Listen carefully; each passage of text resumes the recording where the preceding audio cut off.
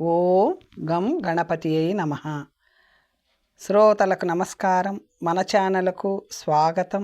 శ్రీ పద్మ మహాపురాణం సృష్టిఖండం 75వ భాగం. వ్యాసుడు ఇలా పలికెను. త్రిపురాసుర పుత్రవధ గురించి. త్రిపురుని పుత్రుడైన త్రైపురి అను రాక్షసుడు సూర్యుని వంటి తేజస్సుతో 4 గుర్రములు పూంచబడిన రథమును ఎక్కి గణాధిపునితో ఇలా పలికెను. ఓ గణాధిప, నీ తండ్రి నా తండ్రిని సంహరించెను. అందువలన నేను నా బాణములతో ఈనాడు నిన్ను యమాలయమునకు పంపిస్తాను. ఆ మాటలు విన్న గణేశుడు త్రిపురుని పుత్రునితో ఇలా పలికెను. దుష్టుడైన నీ తండ్రి పూర్వము దేవతలకు హితము కాని పనిని చేశాడు. ఆ విషయము నా తండ్రికి తెలిసినది. నీ తండ్రి చేసిన పాపపు పనిని తెలుసుకొని నా తండ్రి తన శక్తితో ఒక్క బాణముతో నీ తండ్రిని చంపెను. అతనిని పాపమోహముల నుంచి ఉద్ధరించి యమలోకమునకు పంపించెను. ఓ దైత్యుడా, ఇప్పుడు నిన్ను కూడా క్షణకాలంలో అదే మార్గంలో పంపించెదను. ఇలా పలికిన మహాప్రాజ్ఞుడైన గణపతిని ఆ దైత్యుడు ప్రళయకాలములోని అగ్నిజ్వాలల వంటి తీక్షణమైన 10 బాణములతో కొట్టెను. అంతటా గణపతి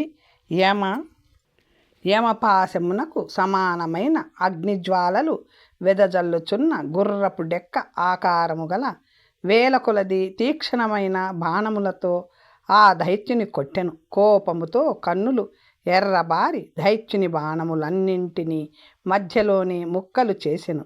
వజ్రము వంటి బాణములతో ఆ దైత్యుని బలముగా కొట్టగా ఆ దైత్యుడు మూర్ఛిల్లి నేలపై పడెను.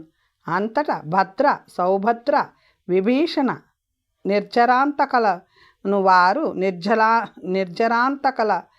వారు తమ తమ గదలతో గణేశునిపైకి వచ్చిరి. వారు అందరూ ఒకేసారి తమ గదలతో గణేశుని కొట్టిరి. గణపతి వాటిని లాఘవముగా తప్పించుకొని వారి దెబ్బలను నిరర్థకము చేసెను. వెంటనే భద్రకుని గొడ్డలితో నెత్తిపై కొట్టెను.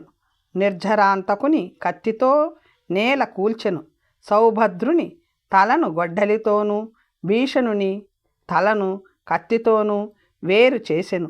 ఈ విధముగా పర్వతముల వంటి వారు 4 మరికొంతమంది శత్రువులను హేరంబుడు సంహరించెను. అంతలో త్రిపురుని పుత్రునికి సృహ వచ్చి రథములో కూర్చొని అర్ధచంద్రాకార బాణములతోనూ శూలములతోనూ గణపతిని కొట్టెను. వాటినన్నింటినీ గణపతి ముక్కలు చేసెను. మరో 4 బాణములతో గుర్రములను, 1 బాణముతో రథసారథిని, మరికొన్ని బాణములతో సేనాపతులను కొట్టెను. త్రిపురుని పుత్రుడు వెంటనే మరొక రథమును ఎక్కి వజ్రము వంటి బాణములతో గణపతిని కొట్టెను. ఆ దెబ్బకు గణపతి దేహము రక్తముతో తడిసి గణపతికి చాలా కోపం వచ్చెను.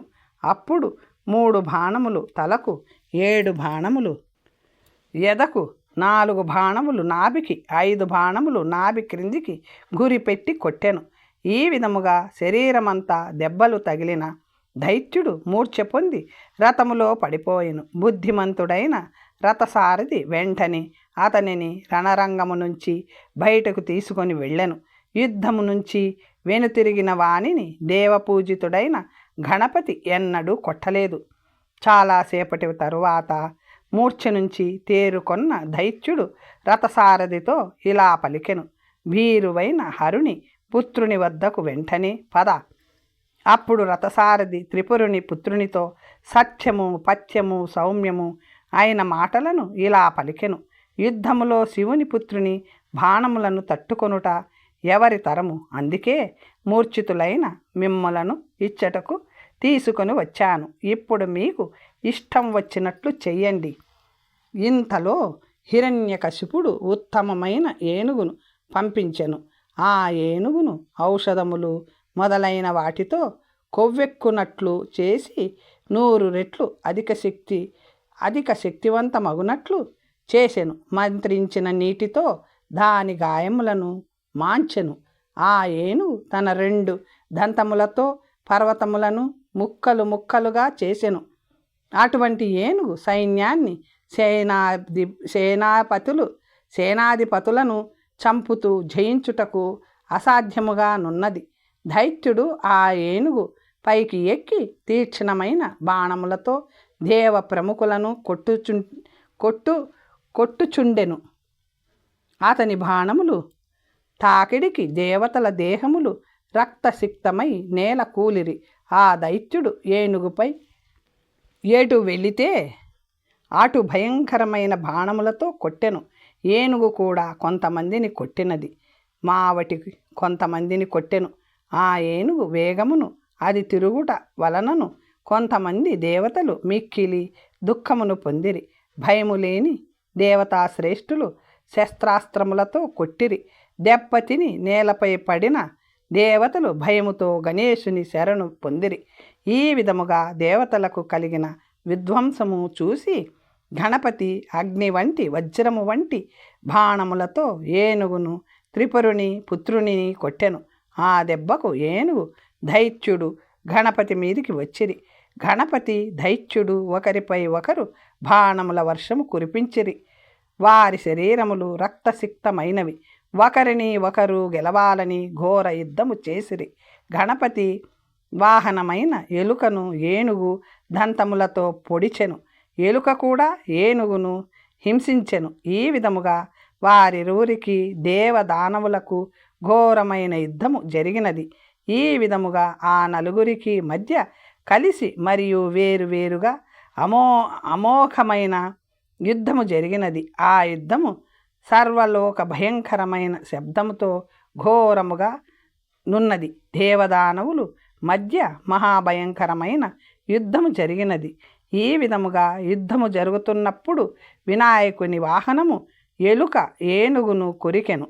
గణపతి గొడ్డలితో చాకచక్యముగా మూతి ఛాతి భుజములపై కొట్టెను. అలాగే ఏనుగును కూడా కొట్టెను.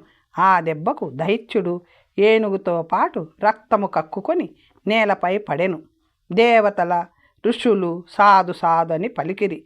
పువ్వులు గంధము ధూపములతో పూజించిరి. దైత్యులు ప్రాణములను చేతిలో పెట్టుకొని పారిపోయిరి. దేవతల సేనలు యుద్ధము ముగియునంత వరకు పోరాడిరి. వ్యాసుడు ఇలా పలికెను హిరణ్యాక్షుని వధ గురించి. మహేశ్వరుని మాటలు విన్న ఇంద్రుడు మరియు ఇతర దేవతలు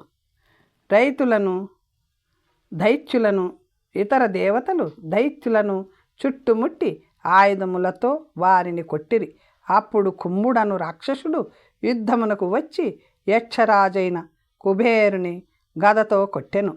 కుబేరుడు కూడా తన గద తీసుకొని కుమ్ముని కొట్టెను. ఈ విధముగా ఇరువురికి మధ్య భయంకరమైన గదాయుద్ధము నడిచినది. చక్రబంధ, మహాబంధ, పురోవధ్య, ప్రాచుర, భీషణ, యానస్ఫోట, కైల, అభివాస్తిక అను పేరుగల బంధములతో వ్యూహములతో యుద్ధము చేసిరి. కుబేరుడు గొప్ప యుద్ధము చేసి చివరకు కుంభుని ఛాతీపై కొట్టెను. అప్పుడు కుంభుని దంష్ట్రములు విరిగి నేలపై పడెను. అప్పుడు జంభుడను మరొక బలవంతుడైన దైత్యుడు తన రథములో నిలబడి అనేక బాణములతో ఇంద్రుని గుర్రమును ఐరావతమును కొట్టెను. ఆ దానవ శ్రేష్ఠుని ఇంద్రుడు వజ్రాయుధముతోనే బలముగా కొట్టెను. ఆ దెబ్బకు జంబుడు రక్తముతో తడిసి నేల కూలెను. పిదప శక్తి ఆయుధముతో దానవ ముఖ్యులైన అరణ్య, సుఘోర, అఘోర, ఘోర అను నలుగురిని లాఘవముగా చంపెను. ఇంద్రుని పుత్రుడైన జయంతుడు బాణముల వర్షముతో సౌరభుని ఓడించెను. అలాగే శక్తి చేత ధరించిన సహ్రోదుని, యమదండుని, నరాంతకుని కూడా బాణములతో కొట్టి వారి శరీరములను బూడిద చేసెను. కాలుడు తన కత్తితో బాబ్రవుని కొట్టెను. యుద్ధంలో మృత్యువు శక్తి ఆయుధముతో అశ్విని నిఘ్రునిని మట్టి కరిపించెను. సైన్యములో అగ్రగాములు మహాబలవంతులు అయిన భద్రబాహు, మహాబాహు, సుగంధ, గంధ, భౌరిక, వల్లక, భీమ అను 7 అగ్నిచే దహించబడి నేలపై పడి ప్రాణములను వదిలిరి. వరుణుడు తన పాశముతో మహాబలవంతులు శూరులు అయిన అనేక దైత్యులను సంహరించెను. తురువు, తుంబురుడు, దుర్భేద, సాధక, సాధక, అసాధక అను 5 దానవులను సూర్యుడు తన తాపముతో నేల కూల్చెను. ఆ యుద్ధములో వాయువు తన బాణములతో క్రూరుడు, క్రౌంచుడు, రణుడు, ఈశానుడు, మోధుడు, సమ్మోదుడు అను వారిని తన బాణములతో సంహరించెను. భీముని నైరుతి తన గదతో నేల కూల్చెను.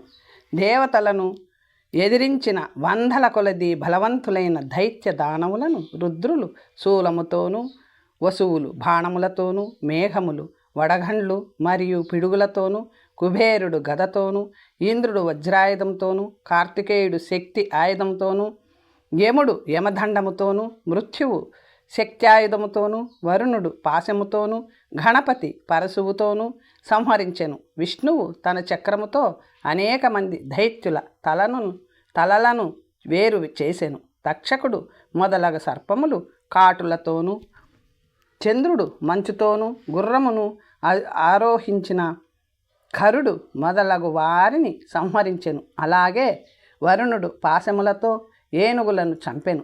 ఈ విధముగా పరిఘ మొదలైన ఆయుధములతో ఏనుగులను గుర్రములను చంపిరి. అలాగే గంధర్వులు, సిద్ధులు, అప్సరలు, ఇతర దేవతలు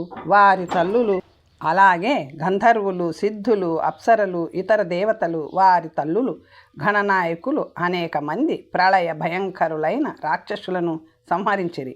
బాణములతోనూ, ఖడ్గములతోనూ, శూలములతోనూ, శక్తి ఆయుధములతోనూ,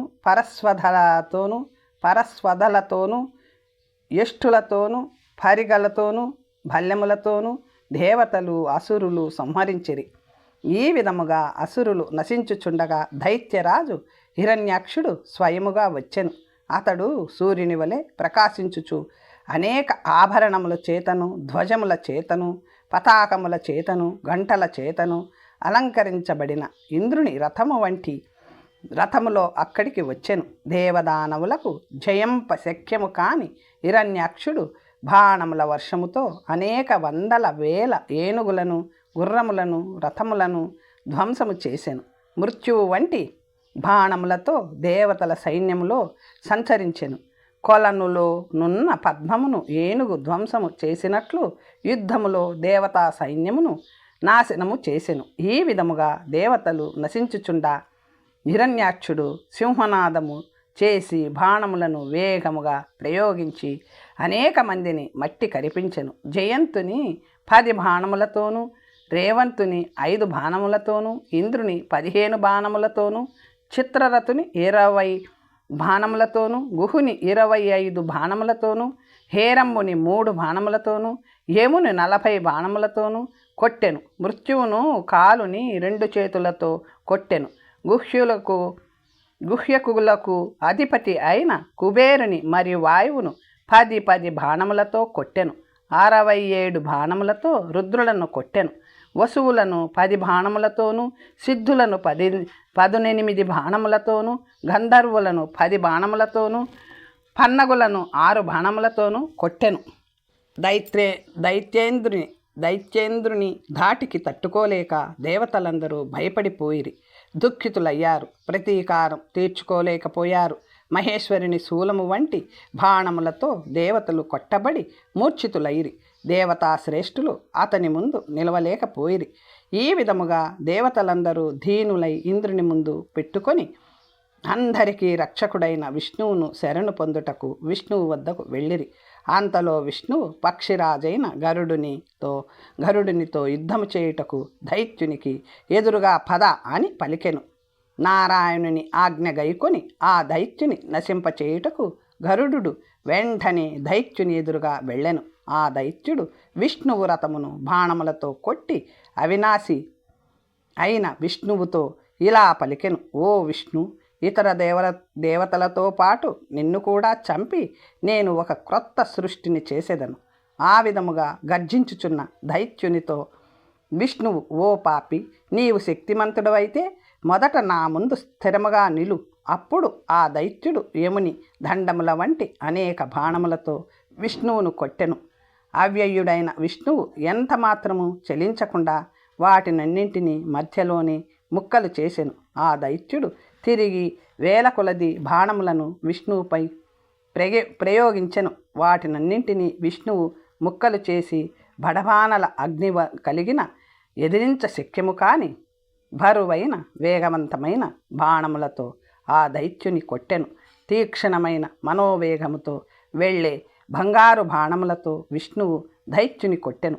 ఆ దెబ్బలకు తాళలేక బలవంతుడైన హిరణ్యకశిపుడు కోపముతో పెద్ద కొండలను తెచ్చి విష్ణువుపైకి విసిరెను.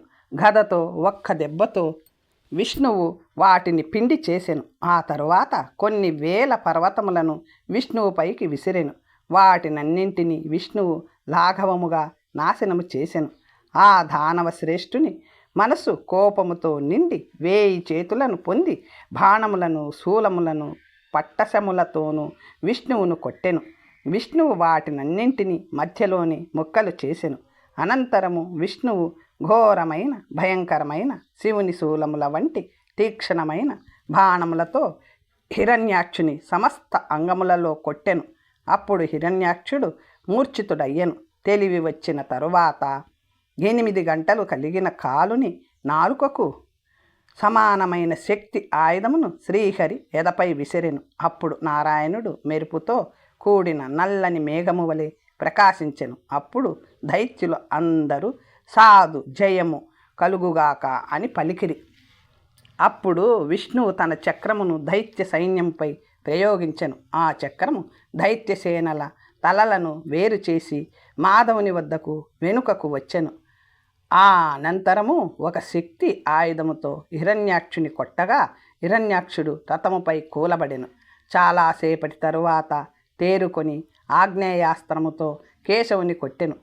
కోపించిన శ్రీహరి కౌబేరాస్త్రముతో దైత్యుని కొట్టెను. అప్పుడు ఆ దైత్యుడు మాయాస్త్రమును ప్రయోగించెను. దాని నుంచి వచ్చిన పులి, సింహము, అడవి దున్నపోతు, ఏనుగులు, విషసర్పములు మొదలైన వాటినన్నింటినీ ప్రతాపవంతుడైన విష్ణువు నాశనము చేసెను.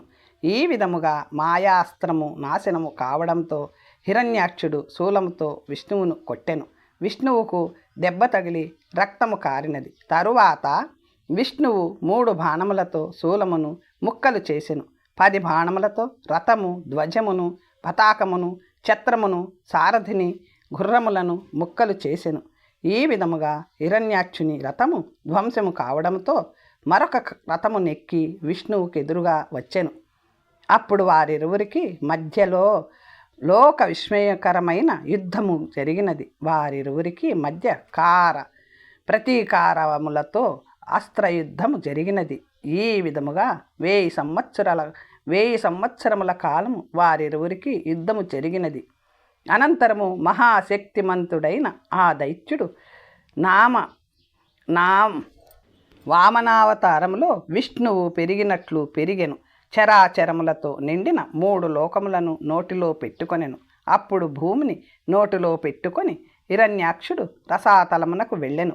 మిగిలిన దైత్యులు ఇది చూసి మిక్కిలి సంతోషించి అతనిని అనుసరించిరి. అంతట దైత్యుని బలము తెలిసిన విష్ణువు అతనిని చంపుటకు వరాహ రూపము ధరించి రసాతలములో ప్రవేశించెను.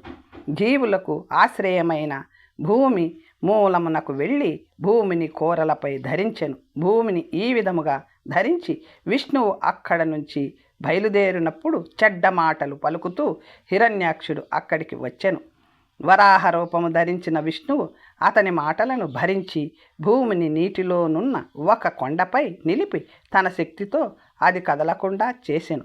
విష్ణు హిరణ్యాక్షుడు వెనుకనే వస్తూ చాలా కోపముతో తన గదతో విష్ణువును కొట్టెను. యోగముతో కూడినవాడు మృత్యువును వంచించున్నట్లు ఆ గదను విష్ణువు వంచెను. తన కౌమోదకీలతో అతనిని కొట్టెను. హిరణ్యాక్షుడు అత్యంత కోపముతో తన ముష్టితో విష్ణువు కుడి చేతిపై కొట్టెను. వారిరువురు ఎడమ వైపుకి కుడివైపుకి తిరుగుతూ వెనుకకు ముందుకు తిరుగుతూ ముష్టి యుద్ధము చేసిరి. బ్రహ్మాది దేవతలు అంతరిక్షంలో నిలబడి యుద్ధమును చూసిరి. ప్రజలకు దేవతలకు ఋషులకు శుభము కలుగుగాక అని పలికిరి. అంతటా బ్రహ్మాది దేవతలు, స్వామి, పిల్లవాని వలె అతనితో ఆటలాడకు, దేవతల కష్టములకు మూలమైన ఆ దేవకంటకుని వెంటనే వధించు. అంతట వరాహరూపము ధరించిన మహా తేజోవంతుడైన విష్ణువు బ్రహ్మాది దేవతల వచనములను ఆలకించి కోటి సూర్య సమప్రభమై చక్కని ప్రకాశము కలిగి ప్రళయకాలాగ్ని వలె జ్వలించుచు తన చక్రమును వదిలెను. బ్రహ్మాది దేవతలందరూ చూచుచుండగా ఆ చక్రము దైత్యుని వధించి తిరిగి వెనుకకు వచ్చెను. అప్పుడు బ్రహ్మాది దేవతలు, ఇంద్రాది దిక్పాలకులు జయ జయ ధ్వనులు చేసిరి. దేవతలు పలికిరి, ఈ జగత్తుకు ఆదిభూతుడైన విష్ణువుకు నమస్కారం. దేవదానవులకు ఈశ్వరుడు, జగత్తును కాపాడువాడు, బ్రహ్మకు జన్మస్థానమైన ఆ స్వామికి విష్ణువుకు మా నమస్కారములు. మత్స్యావతారమును ధరించిన స్వామికి మా నమస్కారములు. నరసింహావతారము మరియు కూర్మావతారము ధరించిన స్వామికి మా నమస్కారములు. క్షత్రియులను నాశనము చేసిన పరశురామునకు నమస్కారము. రావణుని సంహరించిన రామావతారము ధరించిన స్వామికి నమస్కారములు. ప్రలంభాసురులను సంహరించిన కృష్ణునకు నమస్కారం. దైత్యులను మోహపరచుటకు బుద్ధుని అవతారము ధరించిన స్వామికి నమస్కారములు. మ్లేచ్చులను నాశనము చేయుటకు కల్కి అవతారమును ధరించిన నీకు నమస్కారములు. వరాహావతారమును ధరించిన స్వామి నీకు నమస్కారము. అసురులను సంహరించుటకు లోక శ్రేయస్సుకు ప్రతి యుగములోనూ అవతరించు స్వామి నీకు నమస్కారం. ఇంద్రాది లోకపాలకులను సులభముగా జయించిన బలశాలి అయిన హిరణ్యాక్షుని ఇప్పుడు నీవు చంపావు. దేవతల క్షేమము కోసం, లోకహితము కోసం నీవు అతనిని చంపావు. ఓ స్వామి, నీవు ప్రసన్నుడు కమ్ము. ఓ దేవదేవ, బ్రహ్మరూపంలో లోకములను సృష్టించిన వాడవు నీవే, దానిని రక్షించువాడవు నీవే. ప్రతి యుగములోనూ మనోహరమైన రూపములు ధరించి ఈ ప్రపంచమును కాపాడుదువు. ప్రళయకాలములో కాలాగ్ని రూపుడవై శివుని రూపంలో సమస్త లోకములను నాశనము చేయుదువు. అందువలన విశ్వమునకు కారణము నీవే. నీకు పరమైన జీవము కానీ జీవము లేనిది కానీ లేదు. భూత భవిష్యత్ వర్తమానములు నీవే, చరాచరములన్నీయూ నీవే. నీవు లేనిచో ఈ లోకము ప్రకాశించదు. ఉన్నది లేనిది, మంచిది చెడ్డది, ఈ విధమైన భేదములు నీపైనే ఆధారపడినవి. నీ భక్తుడు తప్ప వేరెవరు ఎంత బుద్ధిమంతుడైనను నిన్ను తెలుసుకోలేరు. అందువలన మేము నిన్ను శరణు పొందుచున్నాము. వ్యాసుడు ఇలా పలికెను. అంతటా విష్ణువు ప్రసన్నుడై దేవతలతో ఇలా పలికెను. దేవతలారా, మీకు శుభమగుగాక. మీ స్తుతికి నేను సంతోషించాను. ఎవరైతే భక్తితో ఈ స్తోత్రమును పఠింతురో వారికి ముల్లోకములో అసాధ్యమైనది లేనే లేదు. దీనికి వినువానికి, పఠించువానికి 1,00,000 గోవులను శాస్త్రోక్తముగా దానము చేసిన ఫలము లభించును. భయముండదు. దేవదేవుని నిత్యము కీర్తించుట వలన సమస్త కోరికలు తీరును. దీనికంటే ఉత్తమ జ్ఞానం వేదాదుల యందు లేదు, చెప్పబడలేదు. పుణ్యఫలం గురించి తెలుసుకుందాం. సంజయుడు ఇలా పలికెను.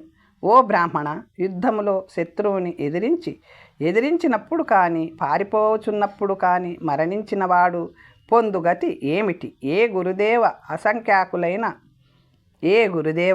అసంఖ్యాకులైన ఈ దైత్యులు అందరూ చరాచరాత్మకమైన ఈ 3 లోకములలోనే ఉన్నారా? వేరెక్కడికైనా వెళ్ళారా? వ్యాసుడు ఇలా పలికెను. ఏ దైత్యులు శూరులై శత్రువుని ఎదిరించి యుద్ధములో మరణించెదరో వారు దేవలోకములో రత్న ఖచ్చితమైన బంగారు రాజభవనాలలో శాశ్వతమైన సుఖమును పొందెదరు. ఆ ప్రదేశము సమస్త కోరికలను తీర్చే వృక్షములతోనూ పరిమళ భరితమైన పద్మములు, ఇతర పుష్పములు ఉన్న సరస్సులతో నిండి ఉంది. పాలు, పెరుగు, నెయ్యి మొదలైనవి పదార్థములతో నిండిన బావులు, సరస్సులు కూడా ఉన్నవి. వారు రూపవంతులై సదా యవ్వనవంతులై రాజ్యమును పాలించుచుందురు. అలాగే భూమిపై జన్మించి భూమిని కూడా పాలించుచుందురు. ఈ విధముగా 8 జన్మలు ఎత్తిన తరువాత ధనికులై మంత్రులై జన్మించుదురు, గొప్ప గౌరవమును పొందుదురు. యుద్ధములో వెన్ను చూపువారు, భయపడి పారిపోవువారు, శౌర్యము లేనివారు, కపట యుద్ధము చేయువారు, దేవతలను బ్రాహ్మణులను ద్వేషించువారు ఘోరమైన నరకమును పొందుదురు. క్రింద పడిన మూర్ఛిల్లిన శత్రు సైనికుని కొట్టువాడు, పాపపు మాటలు మాటలాడువాడు, మ్లేచ్చులు నరకమును పొందుదురు. న్యాసముగా ఉంచిన సొమ్మును హరించువాడు, అడవులలో ఇబ్బందులు పెట్టువారు, గోవులను బ్రాహ్మణులను వధించువారు, తప్పుడు మాటలు మాట్లాడువారు దుష్టులు, వీరంతా మ్లేచ్చులు. వారి భాష పైశాచ భాష. వీరికి ఆచారములు లేవు, వీరికి జ్ఞానము లేనందున శౌచము తపస్సు దేవపితృ తర్పణములు లేవు, దానము లేదు, శార్ధము లేదు, యజ్ఞము లేదు, దేవతలను పూజించరు, తల్లిదండ్రులను ఋషులను గౌరవించరు. జ్ఞానము లేని కారణము వలన శరీరంపైనున్న మలమును శుభ్రపరుచుకోరు. సదాచారమునకు లోకాచారమునకు విరుద్ధముగా ప్రవర్తింతురు. వావి వరుసలు లేకుండా తల్లి చెల్లి పరుల భార్యలతోనూ ప్రవర్తింతురు. వారు సదా శౌచము లేనివారై ఉందురు. దైత్యులు సర్పముల నుంచి ఇతర గోత్రముల వారి నుంచి జన్మింతురు. వీరి పుణ్యము నిరాధారమైనది. బ్రాహ్మణులను స్త్రీలను శిశువులను బాధించువాడు మరణానంతరము దుఃఖమును పొందును. తినకూడని వాటిని తినుటయందు, గోవులను తినుటయందు ఆసక్తి కలవాడు పురుగులు చీమలు మరియు చెట్ల జాతుల యందు జన్మింతురు. ఈ దేవ శత్రువులకు వైదిక మంత్రములను పఠించుటకు, దేవతలను ఉపాసించుటకు అధికారము లేదు. వీరు అన్నను వారితో సమానముగాను వారితో పాటు జన్మించినట్లుగాను ప్రవర్తింతురు. అన్నను గౌరవించరు అని అర్థం. వారు దురాచారం కలవారగుదురు. వీరు కేశములు రోమములు పెంచుకొనుటయందు ఆసక్తులగుదురు. భూమిపై శవములను తినుటలో ఆసక్తులగుదురు. వీరు వ్రతములు దానములు స్నానములు యజ్ఞాదులు శాస్త్ర విహీనముగా పౌరుషముతో చేతురు. చేపలను మాంసమును తినుటయందు అబద్ధములు చెప్పుటయందు ఎంతో ప్రీతి కలిగి ఉందురు. సదా కామముతో సదా లోభముతో క్రోధ సమన్వితులై మదముతో ప్రవర్తింతురు. వీరు ఎవరినైనా వధించుటయందు బంధించుటయందు గొప్ప ఉత్సాహము కలిగి ఉందురు. కారణము లేకుండా కోపము జూదము సంగీతము నందు మక్కువ కలిగి ఉందురు. వీరు అయోగ్యులై ఇతరులను సేవింతురు, అయోగ్యులను ప్రేమింతురు. దుర్వాసన ఎందు గొప్ప ఆసక్తి కలిగి ఉందురు. నిశ్చయాత్మకమైన బుద్ధి లేకపోవడంతో దేవతలు విద్వాంసులు ధర్మమును వినుట పుణ్యస్తోత్రములను కీర్తించుట వంటి కార్యములందు ఆసక్తి ఉండదు, నమ్మకము ఉండదు. వీరు అనేక రోగములను కలిగి ఉందురు. బహుకోపము కలవారగుదురు. చిత్ర విచిత్రమైన బట్టలు వేసుకుందురు. భూమిపై మానవ జన్మ ఎత్తిన దైత్యుల లక్షణమిది. వీరికి పరలోకమంటే ఏమిటో తెలియదు. గురువులు తనవారు పరాయివారు అనేది కూడా తెలియదు. కడుపు నింపుకోవడం ఒక్కటే వీరికి తెలిసినది. అతిథి సత్కారము, పెద్దవాళ్లను బ్రాహ్మణులను గౌరవించుట, దేవుని పూజించుట, పిల్లలు స్వగోత్రీయులు మిత్రులు బంధువులు ఇవేవి వారికి తెలియదు. కలలో కూడా వీరు ఎవ్వరికీ దానం ఇవ్వరు. అన్నము బట్టలను అనుభవించరు.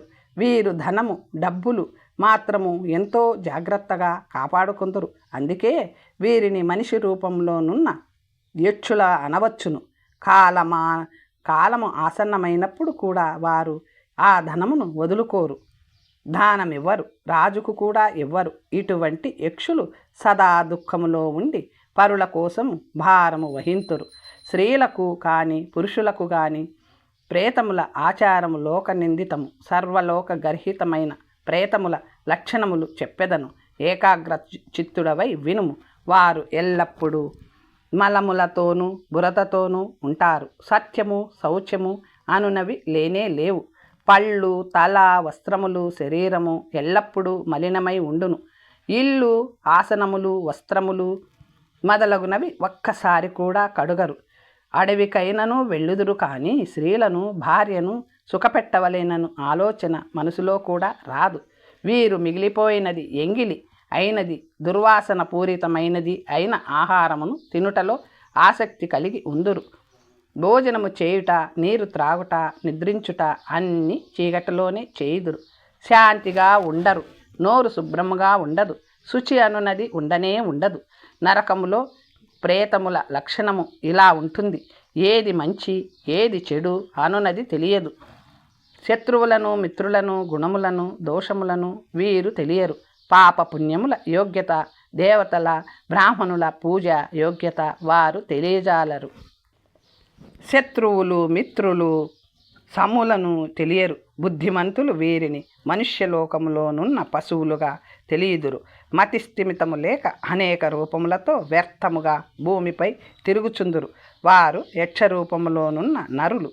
సమస్త కర్మాచరణల నుంచి బహిష్కృతులు. భూమిపై వారి భేదములను, వారి లక్షణములను వివరించెదరు. వారి పాపములకు అనుగుణముగా వారు ఈ లోకములో పుట్టుదురు. మలినమైన ప్రదేశములో తిరుగుచు కపటులై నగరవాసులై ఉందురు. తినగా మిగిలిన పదార్థములను తింటారు. వీరు మనుష్య రూపములోనున్న కాకులు. తినకూడని వస్తువులను తినుటయందు ఆసక్తులై ఉందురు. జంతుయోని యందు జన్మించును. కుక్కలను తీసుకువెళ్ళును. చేతులతో కుక్కలను ముట్టును. మ్లేచ్చులు ఇచ్చు ఆహారమును తినును. దుర్గంధమునందు ప్రియుడు పందిమాంసమును, కాళ్లతో పోట్లాడే ఇతర జంతువులను తినును. అపవిత్రమైన పదార్థములను, నిషిద్ధ పదార్థములను తినుటలోను, పందులు కోళ్లను పెంచుట యందు ఆసక్తి చూపింతురు.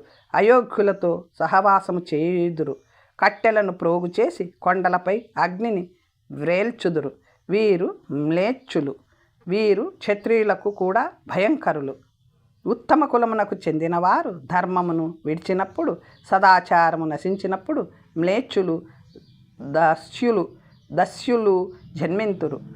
మిగిలిన వారు ఆ స్థితికి వచ్చుటకు, మ్లేచ్చులగుటకు కారణము వారితో సహవాసము మరియు సంబంధము, వారిచ్చే ఆహారం తినుట మరియు మ్లేచ్ఛ స్త్రీలతో సంగమము చేయుట.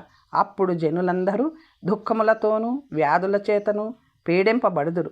ఆహార కొరత ఏర్పడును. మూఢులగుదురు. రాజులచే పీడింపబడుదురు. అసత్యము పలుకుట యందు సదా ఆసక్తులై ఉందురు. శౌచాచారములు ఉండవు. స్మృతులు వినరు. యజ్ఞయాగములు చేయరు. పురాణములను, వేదములను, సంహితలను లక్ష్య పెట్టరు. మద్య మాంసములందు ఆసక్తులగుదురు. పాపులగుదురు. విచక్షణ లేకుండా అన్నీ తింటారు. క్రూరులై ఉంటారు. తప్పుడు ఆచారములను ఆచరించుదురు. ఎల్లప్పుడూ మోసము చేయుటలో ఆసక్తులై ఉందురు. పిల్లలు తల్లిదండ్రులను సేవించరు. శిష్యులు గురువులను సేవించరు. సేవకులు ఉత్తముడైన యజమానిని సేవించరు. భర్తను భార్య సేవించదు. స్త్రీలు తల్లులను, అత్తలను సేవించరు. జనులు నిత్యము కష్టమును పొందుదురు. ప్రతి ఇంటిలోనూ జగడములు జరుగును. అప్పుడు రాజులు, మంత్రులు, పురోహితులు అందరూ మ్లేచ్చులగుదురు. సురాపానము చేయుదురు. మాంసము, మత్స్యములు వారికి రుచించును. వారిలో నాస్తికత్వము ఉంటుంది.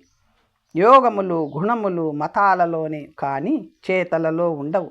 ధనికులు, మూర్ఖులు, మోసగాండ్రు భూమి అంతటా వ్యాపించి ఉందురు.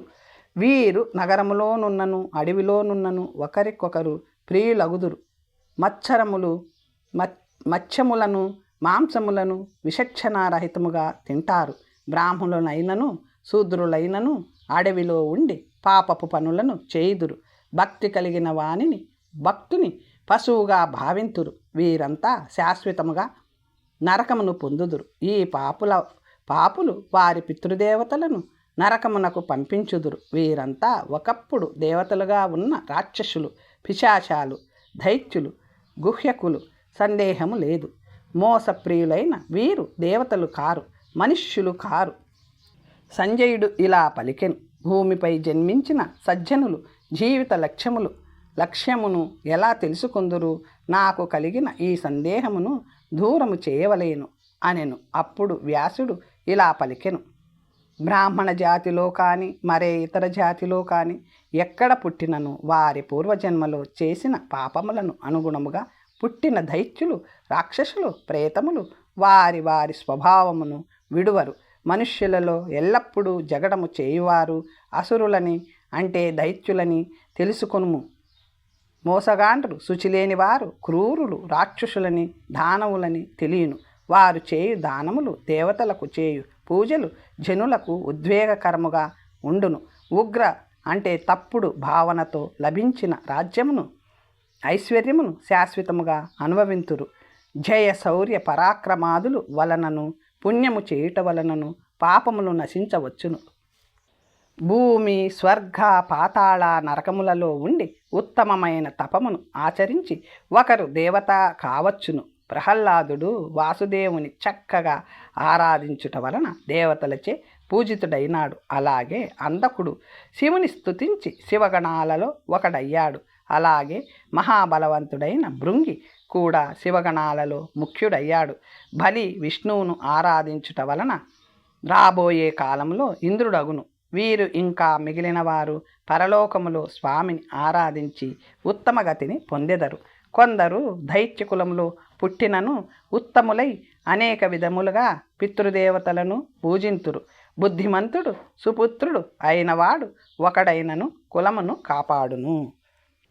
ఇంద్రియ నిగ్రహము కలిగి ధర్మవంతుడై వైష్ణవుడైన పుత్రుడు ఒకడున్నను కోట్ల కొలది కులములు ఉద్ధరించును.